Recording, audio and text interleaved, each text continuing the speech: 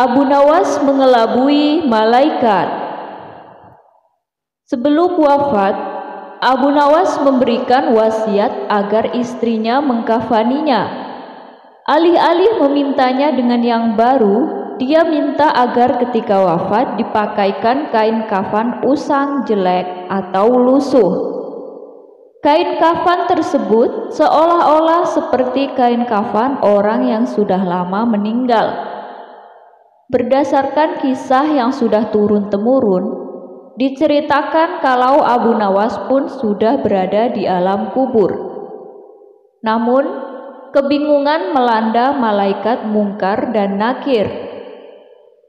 Tugas malaikat tersebut adalah menanyakan atau menguji keyakinan orang yang telah meninggal.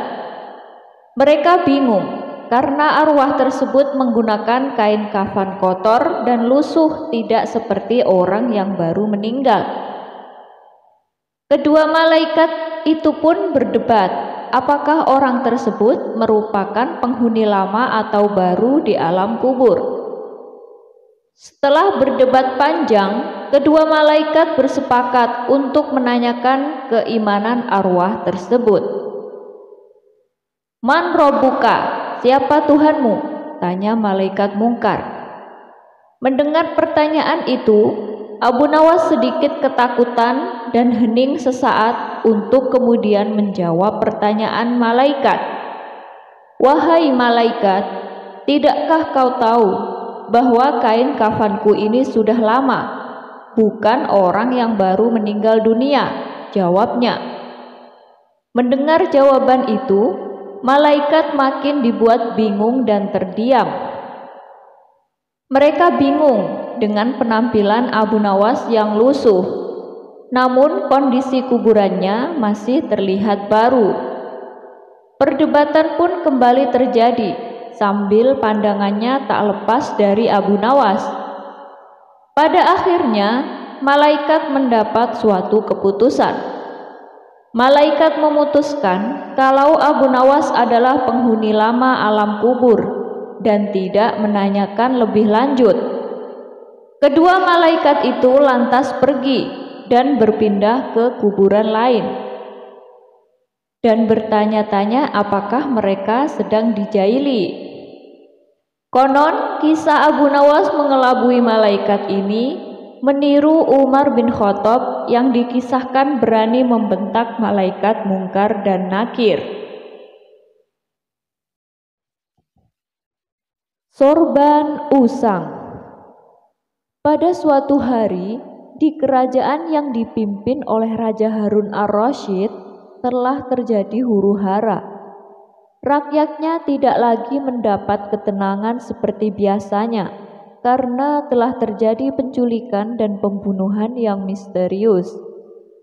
Raja dan para prajuritnya akhirnya mengetahui bahwa huru-hara tersebut bukan datang dari musuh, namun dari dalam istana sendiri yang diotaki oleh para menterinya.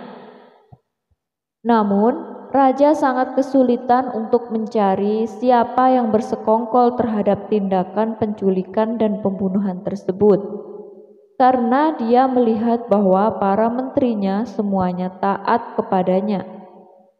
Dari itu, dipanggillah Abu Nawas yang dikenal mempunyai otak yang cerdas. Akhir-akhir ini saya gelisah, seolah ada seseorang yang hendak mengkudeta kerajaanku.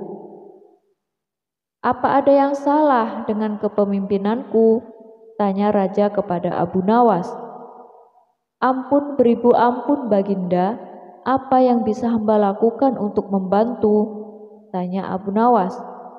Begini wahai Abu Nawas, berilah cara kepada saya untuk menguji kesetiaan para menteriku, kata Raja dengan iming-iming hadiah. Baiklah Paduka, berilah hamba waktu sehari saja supaya bisa memikirkan caranya, ujar Abu Nawas sambil beranjak meninggalkan rajanya. Setibanya di rumah, Abu Nawas berpikir keras untuk menemukan cara yang terbaik dan jitu. Karena kelelahan, Abu Nawas akhirnya tertidur dengan lelapnya. Pada keesokan harinya, ketika ia hendak sholat subuh, ia menemukan sorban yang berbau tidak sedap. Sorban itu memang telah lama tidak dicuci oleh istrinya. Dari situlah Abu Nawas menemukan cara jitu untuk menguji kesetiaan para menteri kerajaan. Setelah sholat subuh, Abu Nawas segera bergegas menuju istana kerajaan untuk menghadap Raja Harun ar-Rasyid. Abu Nawas meminta raja untuk bersandiwara seolah telah mempunyai sorban sakti. Raja Harun setuju dan melakukan apa yang telah diperintahkan oleh Abu Nawas. Setelah itu, maka dikumpulkanlah kelima menterinya untuk menghadap. Di hadapan para menteri itu, raja mengatakan bahwa ia telah mendapat hadiah berupa sorban sakti, hasil pemberian dari kerajaan lain. Dan salah satu kesaktian sorban itu adalah bisa menentukan masa depan kerajaan di masa yang akan datang. Wahai para menteriku, bantulah saya untuk menentukan masa depan negeri ini, titah raja. Bagaimana caranya, wahai baginda? Tanya salah seorang menteri. Masing-masing dari kalian, coba ciumlah sorban hadiah ini secara bergantian. Apabila berbau wangi, maka kerajaan ini akan abadi.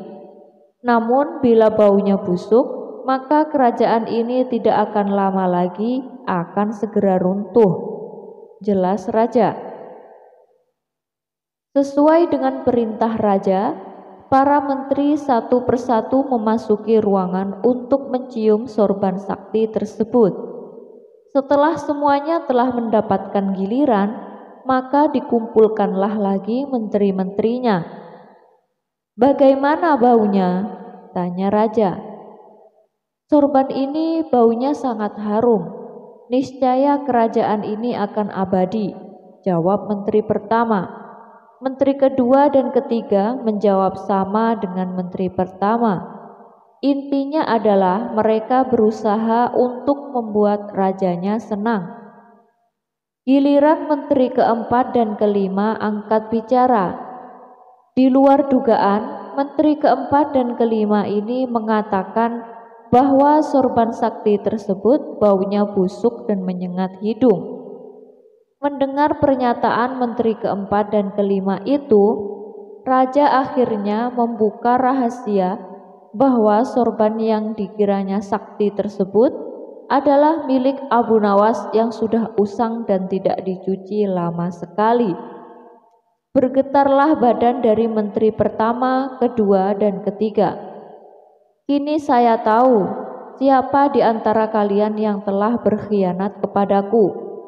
Kalian telah terbukti berbohong dan kalian pantas untuk masuk penjara, ujar Raja Harun. Menteri pertama, kedua, dan ketiga segera ditangkap dan dimasukkan ke dalam penjara. Kepada menteri keempat dan kelima, Raja Harun memberikan hadiah kepada mereka karena kesetiaan yang telah diberikan. Tak lupa juga, Abu Nawas mendapat bagian hadiah yang telah dijanjikan oleh Raja Harun kemarin hari.